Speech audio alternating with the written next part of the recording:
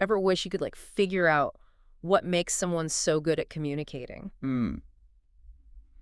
Today, we're going to take a deep dive into this whole world of supercommunicators. Okay. We're going to be looking at Charles Duhigg's book, Okay. Supercommunicators, How to Unlock the Secret Language of Connection. Right. Get ready to uncover some practical tips and some really fascinating science that can, I think, seriously level up anyone's communication game. I think what's so captivating about Duhigg's approach is how he brings together neuroscience Yeah. and real-life stories Oh, I love that. to show how we can all connect better in any situation. I do love a good blend of science and storytelling. Yeah. So how does Duhigg define these supercommunicators? Okay. Is it just charisma? That's a great question. Yeah. It's definitely more nuanced than just charisma. Okay. So Duhigg explains that supercommunicators, they kind of excel at something called neural entrainment. Okay. And it sounds complicated, but imagine this. Yeah. During conversations, our brains and bodies, they subtly synchronize with the other person, Really? mirroring everything from Right. like breathing to tiny muscle movement. Oh, Supercommunicators, they're naturals at this. They often don't Yeah. even realize they're doing it's it. interesting. So neural entrainment, that's the secret sauce to becoming a supercommunicator. Well, it's definitely a key ingredient, Oh, okay. but Duhigg says that we can all improve our communication skills like significantly Okay. by understanding the science behind these connections Right. and, most importantly, adopting the right mindsets. So it's not just like Jedi mind tricks. Right. It's more about shifting how we approach these conversations in the first place. Exactly. Tell me more about these mindsets. Yeah, so Duhigg identifies three, I guess, core conversation mindsets. Okay. The how do we feel mindset, Hmm. the what's this really about mindset, and the who are we mindset. Okay.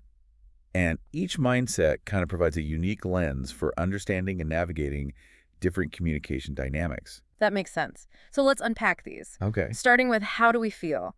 So is this where empathy takes center stage? Absolutely. Okay. This mindset focuses on tuning into those emotional currents that are kind of flowing beneath the surface of a conversation. Right. Super communicators, they're just incredibly good at sensing these unspoken emotions, both in themselves and in others. Okay. They're really good at asking questions that kind of uncover these feelings and responding with, like, genuine empathy. That's how they forge deeper connections. So it's not just about listening. It's about really demonstrating that you are present Yes. and attuned to their emotional state. Exactly. Which reminds me of that saying, like, people may not remember what you said, Right. but they'll remember how you made them feel. 100%. And Duhigg, he shares this really interesting story Okay. about a CIA recruiter. A CIA recruiter. Yeah, who almost lost a valuable asset because initially he missed this crucial element of emotional connection. Wow, a CIA recruiter.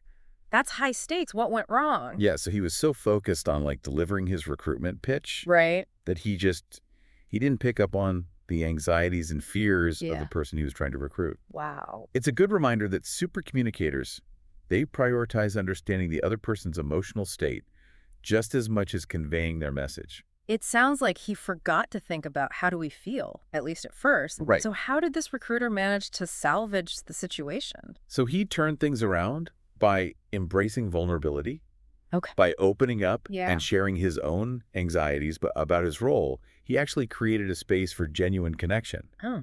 And this vulnerability, it resonated with the potential recruit, and ultimately it rebuilt trust and rapport. So it's really fascinating, right? How vulnerability, which we often perceive as a weakness, Right. can actually become a strength in communication. Absolutely. Vulnerability, when it's authentic, it builds trust, and it fosters these deeper connections. It's not about oversharing, but it's about showing up authentically. Yeah, and that really makes me think about this whole idea of emotional contagion. This idea that emotions can be contagious. Oh, yeah, Is that something that supercommunicators leverage? Yeah, Duhigg, he talks about how supercommunicators, they use this, but not in a manipulative way. Okay. They're just very aware of their own emotional state Right. and how it might influence the other person. Interesting. Like, for example, if you go into a conversation feeling super stressed, Yeah. your anxiety, it might, without you realizing, impact the other person. Yeah. Yeah. And it can hinder open communication. So emotional intelligence isn't just about managing our own emotions then, Right. but also being really sensitive to how our emotions might be impacting others. Yes, exactly. Interesting. And this ties into the matching principle, Yeah. which is really central to Duhigg's whole framework. Okay, the matching principle. Tell me more about that. Yeah, so think of it as aligning your communication style with the person you're talking to. Okay. This includes things like your tone of voice, your body language, even the types of questions you ask. So it's about finding that common wavelength, Yeah. that sweet spot Yeah. where meaningful communication can happen. Exactly. It's not about mimicking, Right. but it's about creating this like sense of harmony and resonance Okay. that just really allows for that connection. Got it. So are we ready to move on to the second mindset? Yeah, let's do it. What's this really about? All right, so what's this really about?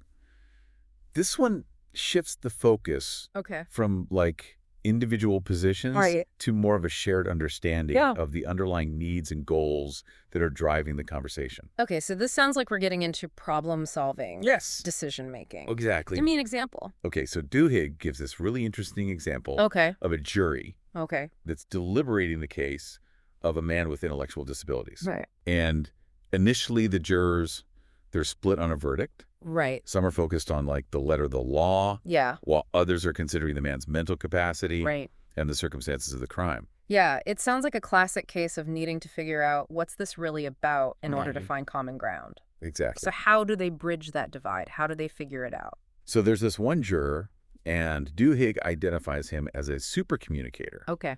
And this juror helps reframe the conversation. Okay. So instead of just like pushing his own opinion, Right. he asks these really insightful questions Okay. that encourage everyone to kind of step back and consider Right. the underlying values and principles at play. So he's kind of facilitating a more collaborative and empathetic approach Yeah. to decision making. It's not about winning. Right. It's about understanding.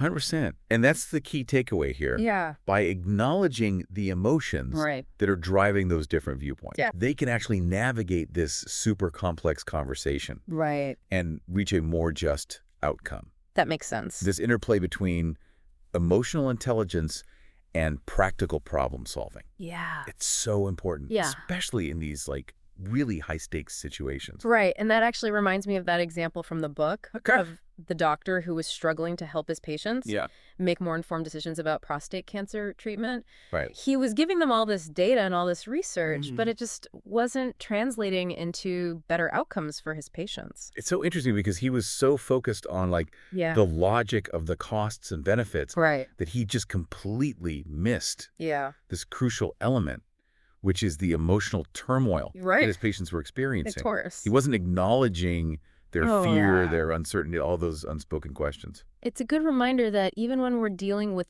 data and medical facts, people are still human Exactly. and we're driven by emotions and personal experience. Right.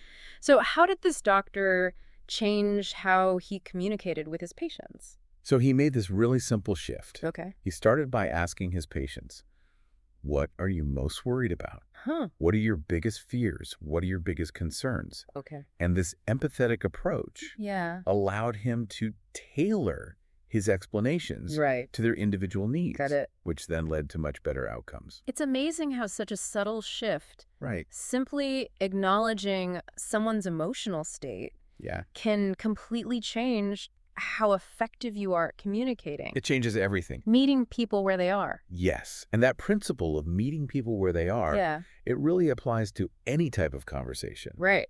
It's about recognizing that effective communication is a two-way street. Right. It's paved with emotional intelligence Yeah. and that genuine desire to understand the other person. 100%. So are we ready for the final mindset? Yeah, let's dive into who are we? Who are we? All right. So it sounds like this is where we get into Yes. the complexities of identity, social Yeah. dynamics, Exactly. and how all of that influences the way that we communicate with one another. Absolutely. So this mindset recognizes Right. that we don't just bring like Yeah. our ideas to conversations. Right. We bring our whole selves, our Right. backgrounds, Yes. our experiences, our beliefs, our social identities.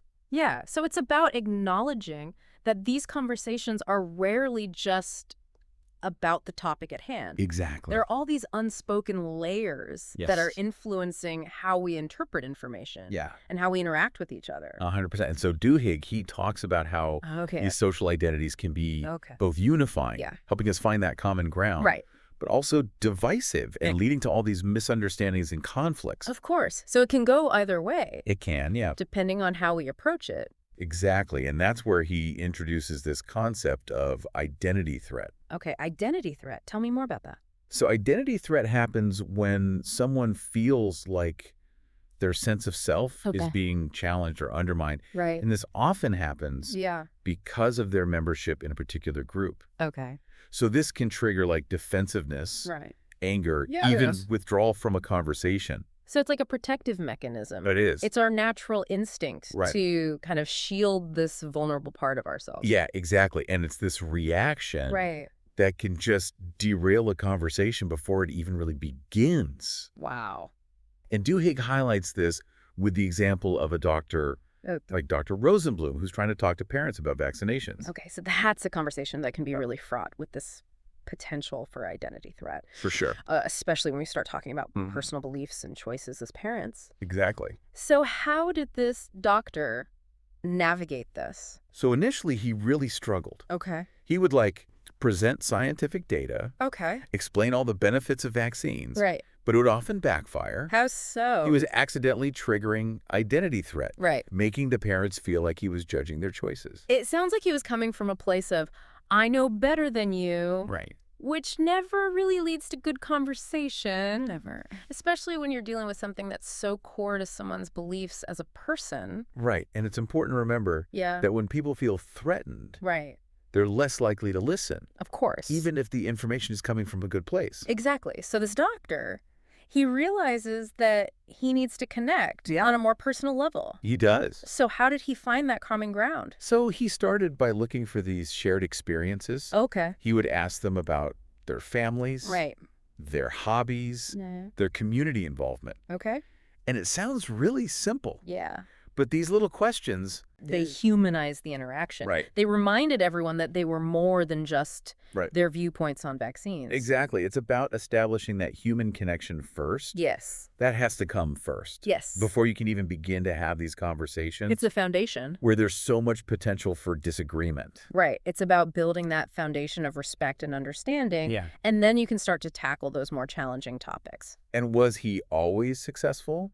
You know, he wasn't always able to change their minds. Right. But by changing how he approached the conversation, he created this more respectful and empathetic space for dialogue. Yeah. Which is so important. Especially with these sensitive topics. Right. And building on this whole idea of identity threat. Okay. Duhigg introduces this related concept called stereotype threat. And how is stereotype threat different from identity threat? So stereotype threat is the fear of confirming a negative stereotype about your group. Okay, got it. So it's like this pressure, this fear that you're going to accidentally confirm this bias. It's already out there. Exactly. And unfortunately, that fear can actually impact how well you do something. Really? Increasing the likelihood that you might actually fulfill the stereotype. Wow. Even if you're perfectly capable. That's crazy. Yeah, Duhigg actually talks about this research that shows that women performed worse on math tests when they were reminded beforehand of the stereotype that women aren't good at math. Just that reminder messed with them. Totally. It's like it put them in this headspace where they were more likely to confirm that stereotype. Wow. That's such a powerful example of how these stereotypes, even if we don't believe them, can become self-fulfilling prophecies. 100%. Just because they're out there. Right. Yeah. It makes me think about workplaces, schools, even just like online communities. Yeah, for sure. How can we create spaces where people feel safe, where they don't feel that stereotype threat? Yeah, that's a great question. And Duhigg, he really emphasizes the importance of belonging. Okay. Creating a space where everyone feels like they belong. Yeah. Where they feel valued, respected for who they are. Right. And it's not just about like being politically correct. Right. It's about really making an effort to understand our own biases and having those sometimes uncomfortable but really important conversations about things like race and gender. It's about putting in the work. Yes, exactly. It's active listening. Right. It's being willing to learn and understanding that like we're all human. Yeah. We're going to make mistakes along the way. We're going to mess up. Totally. It's not about being perfect. Right. It's about creating space for growth, for understanding. And Duhigg talks about this really interesting story about a soccer league in Iraq. Okay. In this town called Korakwash. Right. And this league, it brought together Christians and Muslims after this really awful war. That's incredible. It seems wild that something as simple as soccer could help people to overcome something so awful. Well, it's a really powerful example of how shared identities and goals can be so unifying. Yeah. So the people who organized this league, they made sure to mix the Christians and Muslims together on the teams. Okay, so it was deliberate. Yeah, they wanted to make sure that they were working together towards this common goal. So it went beyond just playing a game together. Exactly. They had to rely on each other to win. Right. And I think that's what really created those opportunities for connection. What happened? So the players, they actually formed friendships. Really? They started to see things from each other's perspectives. They even started to question their own biases. That's amazing. It is. It's really cool. So even in these situations where there's been so much pain, so much trauma, connection is still possible. It is. It gives me hope. Me too. And it all comes back to communication. Right.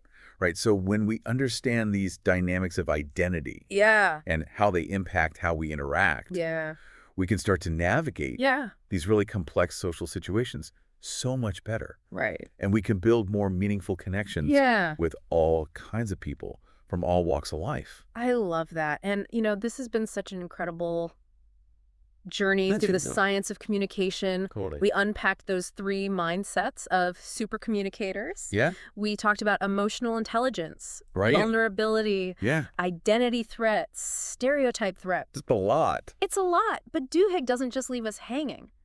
No. He doesn't. He gives us some tools.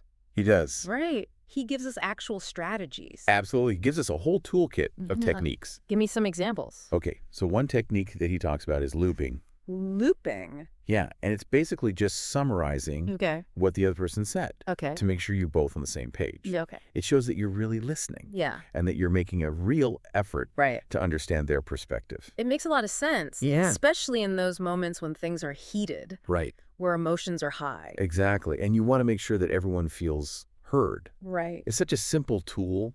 Yeah. But it can really de-escalate things. Yeah. And help you to have a more productive conversation. And I bet that's really important. Oh, yeah. When you're communicating online, too. Totally. Because online, it's so easy to misinterpret someone's tone. Oh, yeah. You don't have those nonverbal cues. Right. So looping is super important in that context. And, you know, speaking of online, Duhigg talks about how we need to be really careful not to fall into these identity wars. Oh, my gosh. Yes, online. The identity wars are real. They're everywhere these days. Everywhere. It feels like everyone's just so focused on defending their own identity that they've completely stopped listening. It's true. And a lot of that comes back to that identity threat that we were talking about. Right. You get defensive. You stop being open. Exactly. And we end up in these echo chambers. Yes. Where we're only surrounded by people who agree with us. Right. And we never have to hear any different perspectives. So how do we break out of that? So Duhigg says we have to approach those conversations with curiosity. Okay. And a willingness to listen. Even when it's hard? Yes, even when we fundamentally disagree. Even when it feels impossible? Yes, and he tells this really fascinating story about this Facebook group that brought together gun control activists and gun rights activists. Oh, wow. Yeah. So talk about a recipe for disaster. How did that go? So they actually had these really smart rules in place to try and keep things civil. Like what? So they had these guidelines that really emphasized respect, active listening, and focusing on understanding instead of arguing. So they really tried to set the tone. They did. Yeah. They said, look, this is how we're going to do this. Right. This is how we're going to talk to each other. Did it work? So on top of that, they also encouraged the participants to actually share their personal stories. Instead of just like throwing statistics at each other or talking points. Right. And that was so important. Yeah. Because it really helped to humanize the issue. Right. Everyone remembered that there are actual human beings behind all of this. Yeah, 100%. So even though they disagreed, they were able to find that common ground.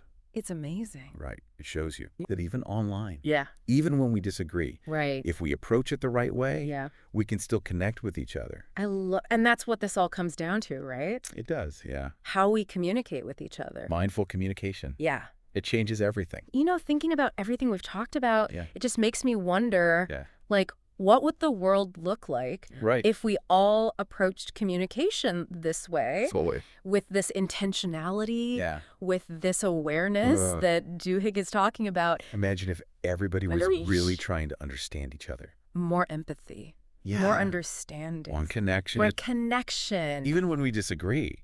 I love that. Right. That's a world I want to live in. Me too. That's a world worth striving for. For sure. I'm feeling inspired to actually, like, take all of this Yeah. and use it in my own life. Me too. See what happens. And remember, it's not about being perfect. Right. It's about the journey. Yeah. It's about learning Right. and growing. Yeah. And making those small changes Right. that can have a huge impact on our relationships. I love it.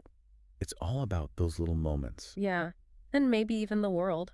Maybe so. This is great. Thank you so much for taking this deep dive with me This was awesome. Thank you. into the world of communication, and to everyone listening. Yes. We'll catch you next time for another one.